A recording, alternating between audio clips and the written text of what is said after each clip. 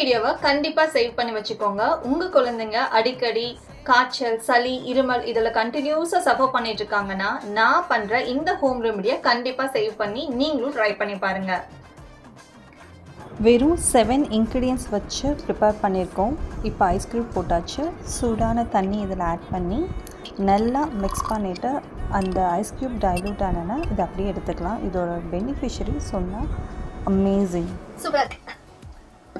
இந்த மாதிரி ஐஸ் க்யூப்ஸில் நீங்கள் பண்ணி வச்சுட்டு டெய்லி மார்னிங் எம்டி ஸ்டொமக்கில் உங்கள் குழந்தைங்களுக்கு இந்த மாதிரி குடிக்க கொடுத்துட்டு வாங்க.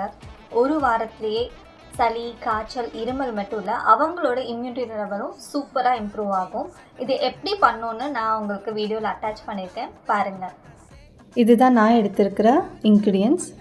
2 வெத்தலை, கற்பூர இலை 4-5, 3 ஏலக்காய், 3-4 மிளகு குழந்தைங்களுக்கு, 3 துண்டு இஞ்சி, ஃப்ரெஷ்ஷான மஞ்சள் ஒரு 4 துண்டு. இப்போ இது எல்லாத்தையுமே மிக்ஸி ஜாரில் நல்லா அரைச்சிடலாம். மாதிரி மிக்ஸி ஜாரில் கொஞ்சம் தண்ணி சேர்த்து அரைச்சிட்டு இதை வடிகட்டிக்கலாம். இப்படி வடிகட்டிட்டு இது கூட ஒரு 2 ஸ்பூன் தேன் சேர்த்துக்கலாம். நாம் ப்ரிப்பேர் பண்ண இந்த சிரப்பை ஐஸ் க்யூப் ட்ரேயில் ஃபில் பண்ணிடலாம்.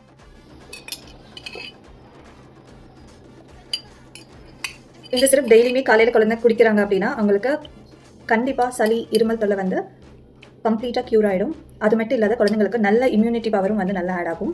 இதை நான் எப்படி என் குழந்தைங்களுக்கு தரேன் அப்படிங்கிறத இதை நான் கம்ப்ளீட் பண்ணிவிட்டு உங்களுக்கு காட்டுறேன்.